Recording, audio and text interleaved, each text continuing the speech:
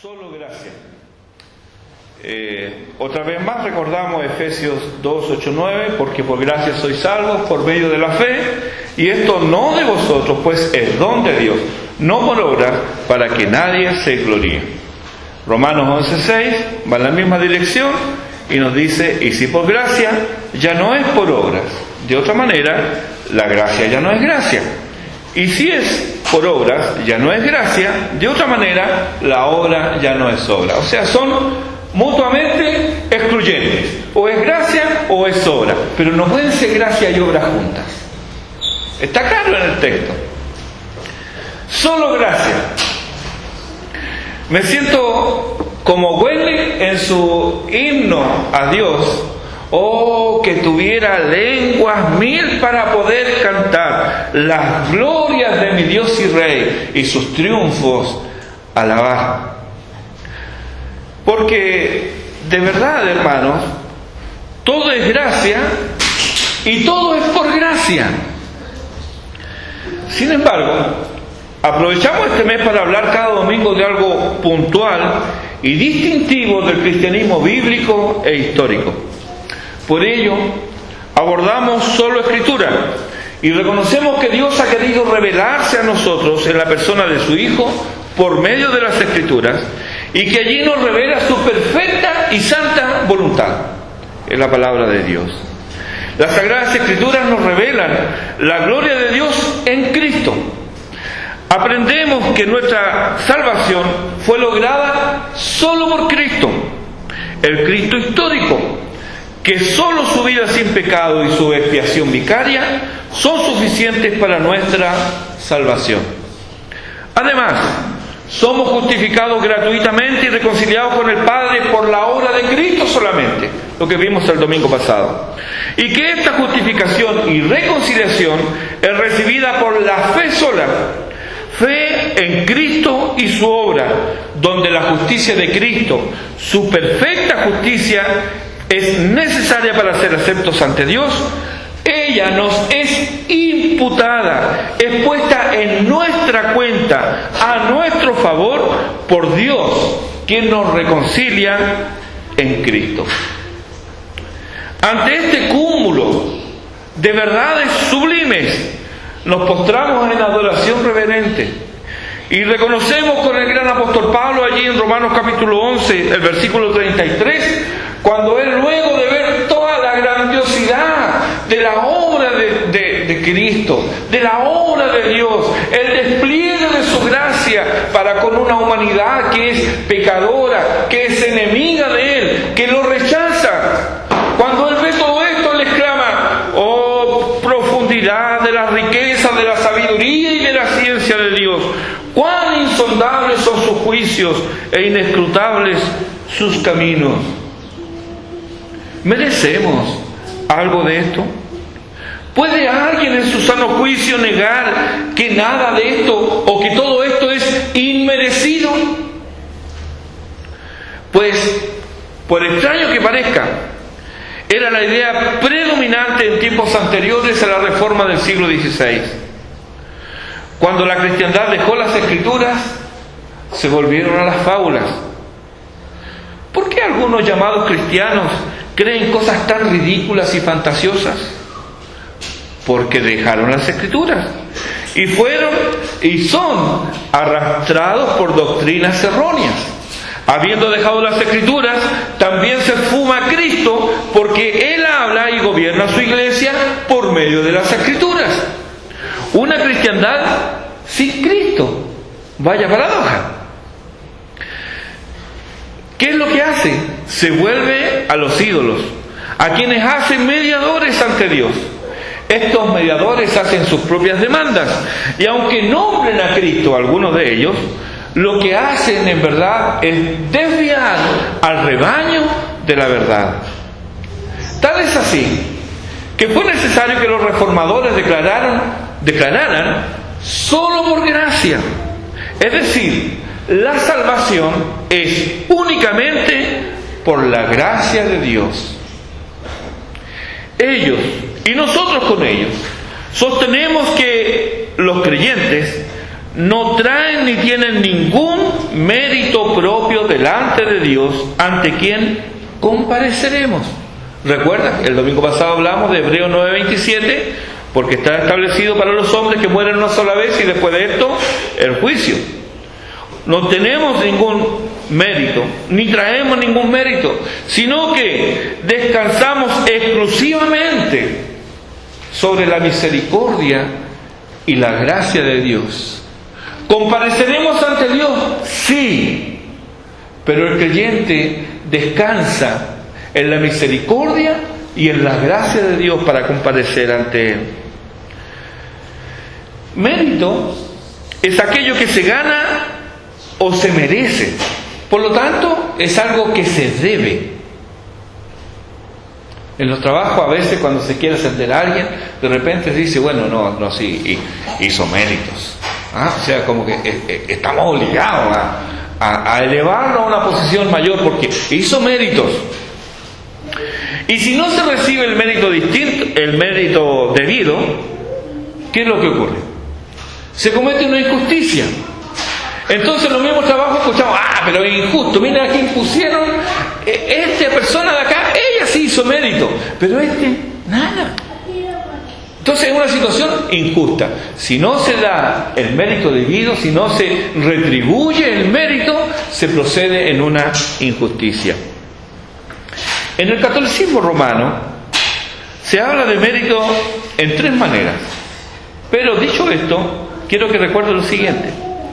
Recuerda que ellos se han apartado de las Escrituras, que Cristo se ha desplazado en la adoración y la obediencia, y que la fe que ellos mencionan solo es una ayuda a las obras. Este es el contexto. Así ellos enseñan acerca del mérito merecido como algo que impone la obligación de ser recompensado. Es impuesta esta obligación. También hablan del mérito congruente. Este no es tan elevado como el mérito merecido, pero Dios lo recompensa de manera apropiada. Este mérito se logra, fíjense, al realizar buenas obras unidas al sacramento de la penitencia o confesión, que es el medio por el cual los fieles de la Iglesia Católica Romana reciben el perdón de pecados por medio de ella. O sea, confesar los pecados tiene mérito. Por último, hablan del mérito supererogatorio. Esto lo encuentra en la confesión, esta palabra aparece. Y aparece en la mayoría de las confesiones antiguas, porque mire de qué se trata esto. El mérito supererogatorio, que es el mérito que va más allá del deber. Dios nos impone un cierto tipo de comportamiento y conducta. Nos dice que debemos ser santos porque Él es santo. Bueno, desde esta perspectiva hay quienes son más santos todavía. Van más allá de lo que Dios requiere. Entonces son obras que exceden al merecimiento propio. Es un exceso de mérito logrado por los santos. Ahora, como ellos no necesitan estos méritos, estos son depositados en la tesorería del mérito, por decirlo de una manera. Esta tesorería es administrada por la Iglesia y de la cual, a discreción de la Iglesia, estos méritos son retirados para aplicarlos a aquellos que carecen del mérito suficiente para salir del purgatorio e ir al cielo. Y todo por la módica suma. Y los fieles no solamente creen esto, sino que pagan.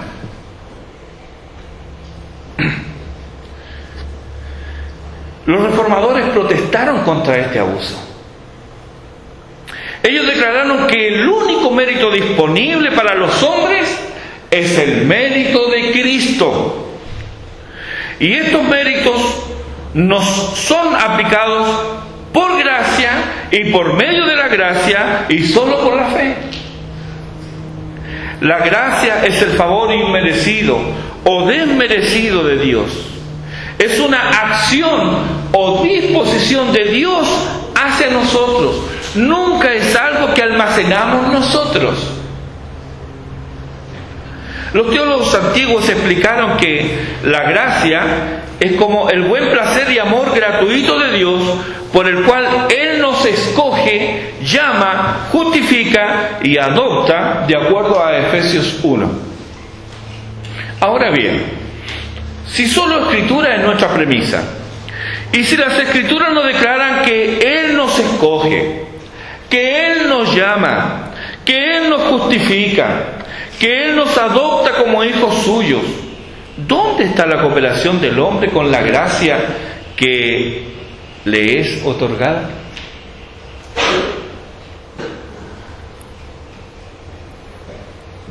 Puede alguien decir que bueno, pero es que fui yo el que respondí al llamamiento. Pero esto solo fue posible por la gracia de Dios. Como bien lo resume nuestra confesión en el artículo 10 y en el párrafo 2. ¿Qué diremos de la justificación?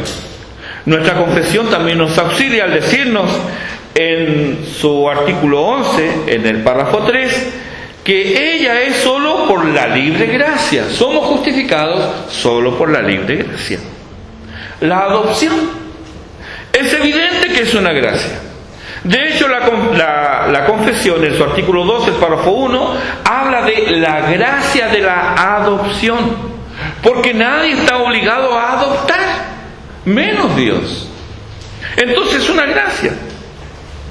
¿Y qué de la santificación? De la misma manera se manifiesta en nuestra confesión, pues aunque la corrupción puede prevalecer por algún tiempo, con todo, recibimos fuerza del Espíritu Santificador de Cristo, y así crecen en gracia los santos. Esto lo dice el artículo 13, el párrafo 3. Crecen en gracia, de pura gracia. Dice que bueno, pero es que yo fui el que creí. Mira cómo nos lo dice nuestra confesión, en el artículo 14, en el párrafo 1. Dice: la gracia de la fe, por la cual se capacitan los elegidos para creer para la salvación de sus almas, es la obra del Espíritu de Cristo en sus corazones, y es hecha ordinariamente por el ministerio de la palabra, también por la misma, y por la administración del bautismo y la Santa Cena, por la oración y por otros medios decretados por Dios, la fe se aumenta y se fortalece. ¿Ves algo más aquí aparte de solo gracia?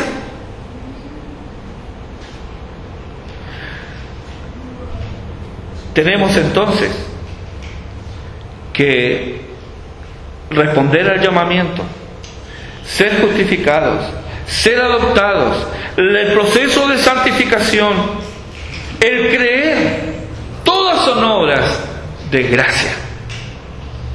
La gracia de Dios.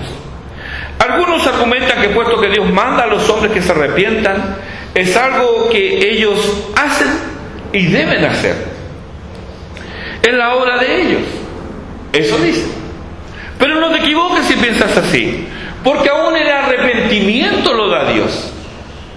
Hechos capítulo 11, versículo 18, nos ilustra esta verdad cuando los judíos no pudieron menos que reconocer que la obra que el Señor hacía entre los gentiles, y que le lleva a exclamar a ellos: de manera que también a los gentiles ha dado Dios arrepentimiento para vida. Esto fue un reconocimiento público de ellos. Hablando de esta verdad, nuestra confesión de fe en su artículo 15, el párrafo 3 dice textualmente: el arrepentimiento que guía a la salvación es una gracia del Evangelio, por la cual una persona que es causada por el Espíritu a sentir la maldad de su pecado, es también causada por fe en Cristo a humillarse por cuenta de su pecado. Esta humillación se caracteriza por tristeza y aborrecimiento del pecado y del yo. Es acompañada por la oración para perdón y la fuerza de la gracia. La gracia te lleva, la gracia te impulsa, la gracia te da fuerzas para que puedas arrepentirte. De otra manera, no habríamos resistido al Salvador y su gracia hasta la condenación eterna. Pues debemos considerar el hecho de que nadie busca a Dios. Eso dice Pablo en Romanos 3:11. Nadie busca a Dios. Nadie. Que los designios de la carne son enemistad contra Dios, lo dice el capítulo 8. Que la impiedad e injusticia van de la mano en cada cual con el amor a la mentira. Que resistimos la voluntad de Dios. Que odiamos la luz y amamos las tinieblas. Y que esto contribuye a nuestra condenación. Además, elegimos no creer. Y la incredulidad es nuestra opción frente al amor y a la misericordia de Dios. Bien se aplica a nosotros Hechos 7:51, cuando Esteban confronta a sus contemporáneos y les dice: vosotros resistís siempre al Espíritu Santo, como vuestros padres, así también vosotros. Somos contradictores por naturaleza, y así rechazamos al Salvador, quien vino lleno de gracia y de verdad. ¿Qué vencerá nuestra resistencia? ¿Qué doblegará nuestro orgullo? ¿Qué puede cambiar la ira y el enojo en amor y simpatía? ¿Qué puede ser? Solo la gracia de Dios. Solo la gracia de Dios puede vencer la enemistad perenne del corazón humano. Pero ¿no se resiste aún esta gracia? Pues, hermanos, esta es la gloria del Evangelio, que a quienes Dios ha elegido desde la eternidad para ser adoptados hijos suyos, lo serán porque obrará en ellos la gracia irresistible. De hecho, dijo Jesús: ninguno puede venir a mí si el Padre que me envió no le trajere, en Juan 6:44. Y también dijo: nadie puede venir a mí si no le fuere dado del Padre, en el mismo capítulo, el versículo 65. Nadie, ninguno. Y lo confirma el mismo Señor en el capítulo 6, versículo 37. Dice: todo lo que el Padre me da vendrá a mí, y al que a mí viene no le echo fuera. ¿Pensabas que tú fuiste a Cristo? No. Fue el Padre el que te llevó. Él es quien te llama eficazmente a la comunión con su Hijo. Primero los Corintios capítulo 1, versículo 9 nos dice: fiel es Dios, por el cual fuisteis ya también llamados a la comunión con su Hijo Jesucristo. Fiel es Dios. Él es quien atrae a los hombres al Salvador. Él es quien nos lleva, Él es quien nos empuja, Él es quien nos dirige al Salvador. ¿Y qué es esto? Esto es gracia. Y solo gracia. Es gracia gratuita, por la cual no debes trabajar ni hacer nada. Es gracia de Dios, es gracia gratuita, es gracia inmerecida porque no la merecíamos. Pero también es gracia irresistible, porque quienes son objetos del amor y de la gracia de Dios no pueden contrarrestar esta fuerza divina. Si Dios nos hubiera dejado librados a nosotros mismos, si hubiéramos tenido la oportunidad de hacer nosotros una elección, ¿qué habríamos elegido siendo como éramos, rebeldes, odiosos y enemigos de Dios? ¿Habríamos elegido ir a Él? No. Habríamos elegido desafiar a Dios. Eso es lo que encuentras allí en el libro de Apocalipsis. Hombres que ante el juicio de Dios, en vez de arrepentirse de sus pecados, lo que hacen es levantar su puño al cielo y desafiar al Dios de los cielos. Eso hace el hombre. Pero hermanos, gloria a Dios que Él no nos dio a elegir. No me dio la oportunidad de rechazar a Cristo, puesto que obró en mí su poder soberano, rompiendo así mi rebelde voluntad.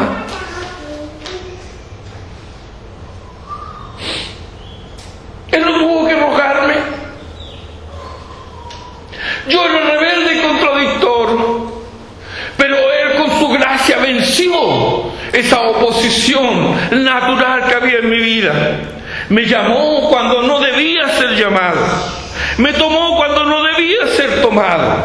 Me salvó cuando no debía ser salvado. E hizo que creyera en Él cuando yo no quería creer. Me dio la fe cuando no la tenía, ni cuando la deseaba. Bendito sea el Señor. Si su gracia no fuera irresistible, con toda seguridad yo la habría resistido. Porque así de necios somos los hombres. Dice John Murray, ¿por qué hay reticencia a aceptar la verdad de la gracia irresistible? Es la intervención de Dios para hacer por nosotros lo que no podemos hacer por nosotros mismos. Es la gracia asombrosa de Dios para hacer frente a nuestra desesperada impotencia. Es aquí el Evangelio de la misericordia soberana. En la evangelización es la única esperanza de su éxito para la salvación de las almas perdidas. ¿Por qué entonces a los hombres les disgusta esta doctrina? ¿No es paradójico que quienes más hablan de cuánto aman al Señor odian esta doctrina? ¿Por qué la odian? Hermanos, cuán engañoso es el corazón y perverso.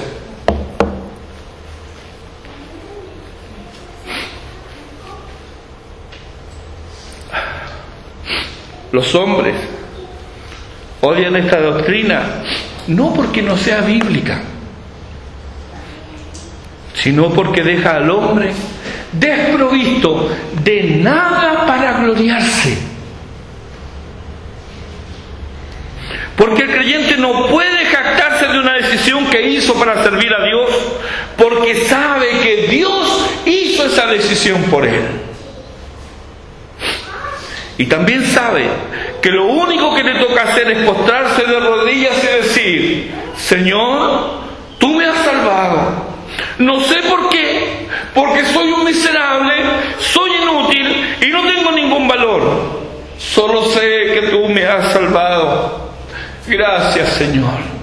Gracias, Dios mío. Eso es lo único que el hombre puede hacer. No puede jactarse él de que él ha tomado una opción, de que él ha hecho la decisión. Tenemos entonces una gracia gratuita, inmerecida, irresistible. Pero hay más. Es una gracia que Satanás no puede derrotar. ¿Recuerdas a Job? Hablamos el domingo pasado de Job cuando él, ahí ante la proximidad de la muerte, él dice: ¿cómo se justificará el hombre con Dios? Él sabía que había vivido una vida recta, pero todo lo que le había pasado, no había ya casi esperanza en él. Por lo tanto, él se pregunta: ¿cómo se justificará el hombre con Dios? Bueno, en esta historia, Satanás le pide permiso a Dios para atacar a Job con el propósito de demostrar que él podía alejar a Job de Dios.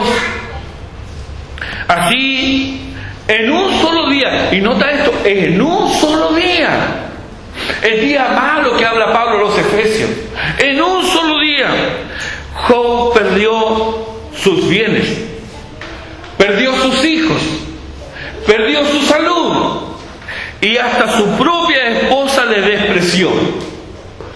¿Qué pasó? Job retuvo su integridad y no pecó. Él no se alejó de Dios, sufrió lo indecible, pero permaneció fiel a Dios.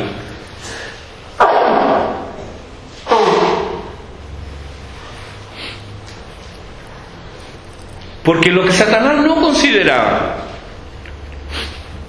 era que en Job había un poder mayor que todos los poderes del Averno, un poder más grande que el poder del pecado, un poder más grande que el poder de la muerte. Este poder era el poder de la gracia de Dios obrando en él.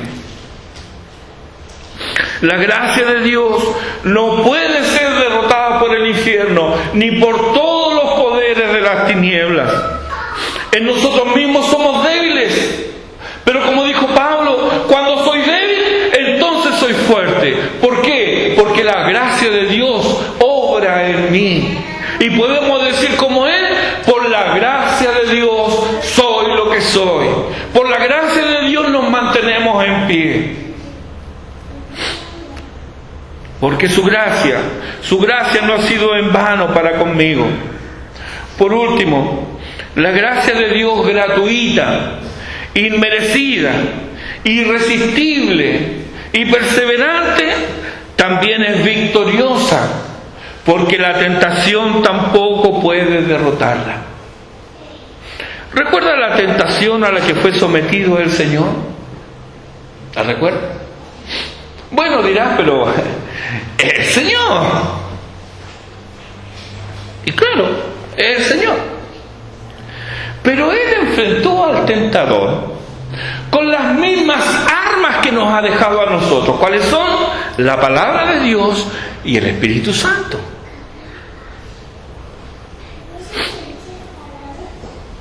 ¿Cómo es que Jesús, hombre, resistió la más extraordinaria tentación? Juan nos da la respuesta en su Evangelio, ahí en el capítulo 1, versículo 14, y nos dice que Él estaba lleno de gracia y de verdad. Gracia y verdad, lleno. Esta gracia nos es dada de balde. No la merecemos. Ningún hombre puede resistirla cuando es objeto de ella. Satanás no puede abatirla y la tentación no puede arrebatarla. ¿No es grandioso, hermano? Esto es digno de Dios. Esta es la obra de Dios. Tal vez hay alguno que, afirmando todo esto, aún considera que su perseverancia tiene que ver solo con su esfuerzo. Digo, bueno, todo lo relativo a mi salvación y mi llamamiento, claro, Dios obra, pero perseverar, bueno, eso es resorte mío, o sea, yo tengo que hacerlo. Podría leer quienes piensan así Gálatas capítulo 3. Cuando el apóstol trata de insensato a los Gálatas porque habiendo comenzado por el Espíritu, ahora van a terminar por la carne. Si somos salvos por gracia, la perseverancia en este camino de gracia será por horas. Es por gracia también. La perseverancia. Y aquí, hecho mano otra vez de nuestra confesión, que en su artículo 17, en el párrafo 2, dice: esta perseverancia de los santos depende no de su propio libre albedrío, sino de la inmutabilidad del decreto de elección, que fluye del amor gratuito e inmutable de Dios el Padre, de la eficacia del mérito y de la intercesión de Jesucristo y la unión de los santos con Él, del juramento de Dios, de la morada de su Espíritu, de la simiente de Dios que está en los santos y de la naturaleza del pacto de gracia. Otra vez, es la gracia de Dios.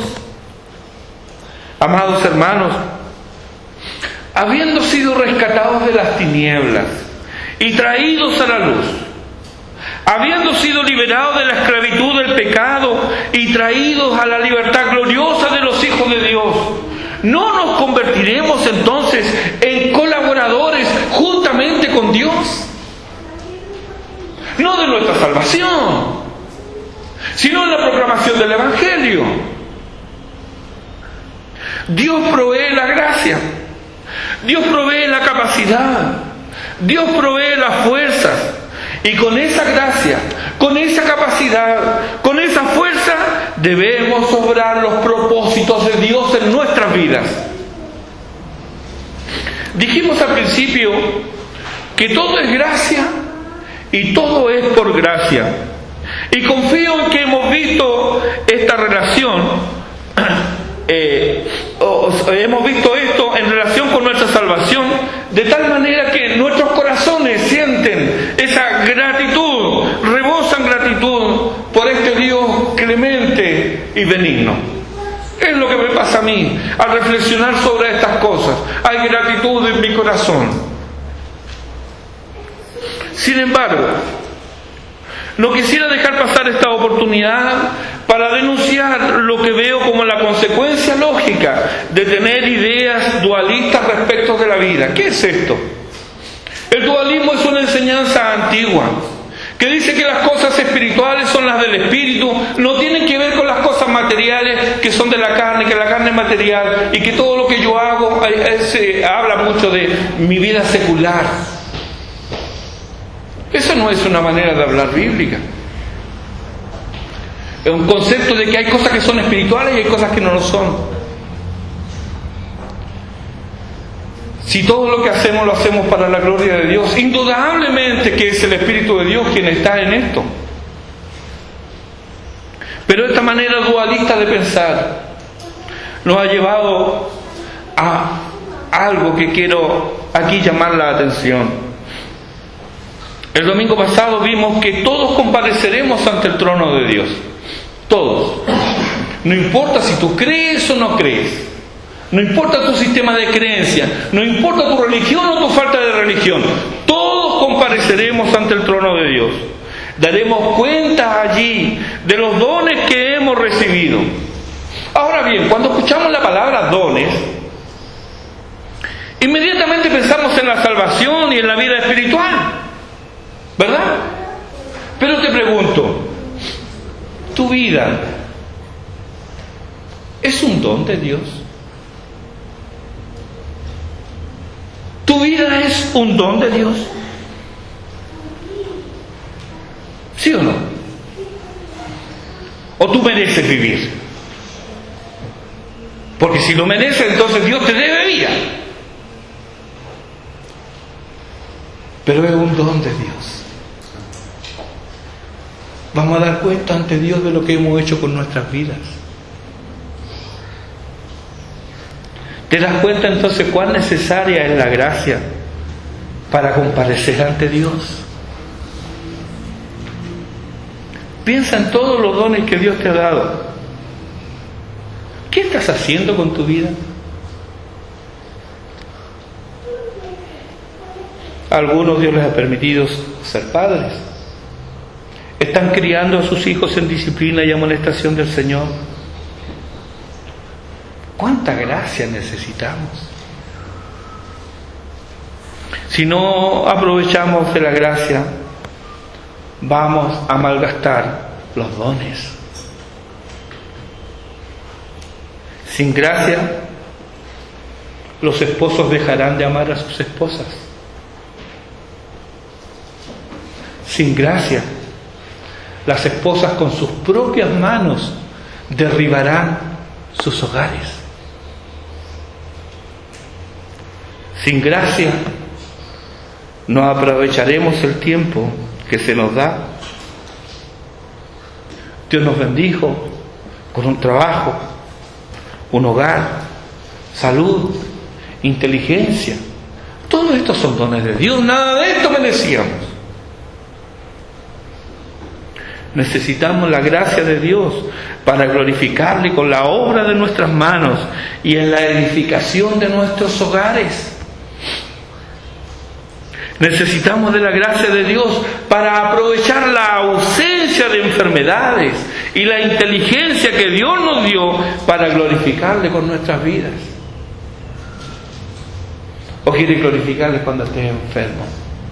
Si no lo ha hecho cuando estás sano, cuando estés enfermo, ¿sabes? Yo te voy a decir lo que va a pasar.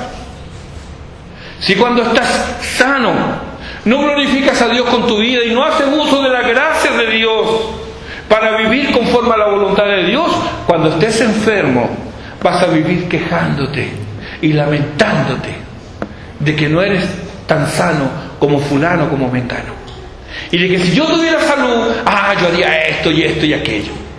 Fantasías nada más. Hermano, qué cuenta terrible va a tener que dar quien no se encuentre en Cristo en aquella hora. Por cuanto ha despreciado y desechado el sumo bien, no es extraño si también desprecia o no valora los dones que el buen Dios, por la gracia común, concede aún a los impíos. cosa fea es la ingratitud, pero ella es posible por la incredulidad. Ambas van juntas y marcharán así a la condenación eterna.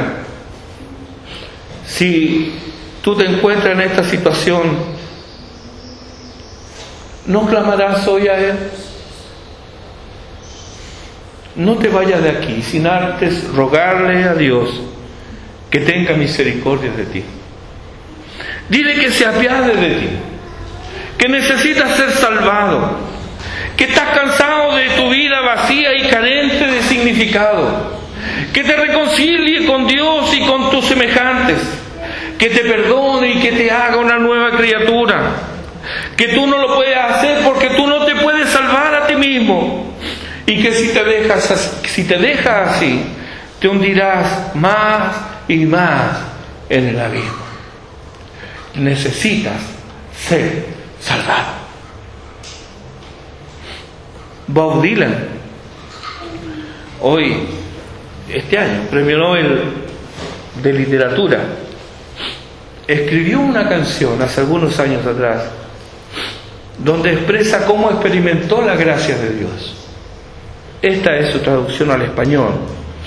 Dice él: salvo, el diablo me tenía cegado, arruinado, nada más nacer. Frío, muerto y bien muerto estaba cuando salí del seno de mi madre. Pero me tocó su gracia. Su palabra me sanó, me libró su mano y su espíritu me selló. Y soy salvo, salvo por la sangre del Cordero. Y soy feliz, tan feliz, que no puedo sino darte las gracias, Señor.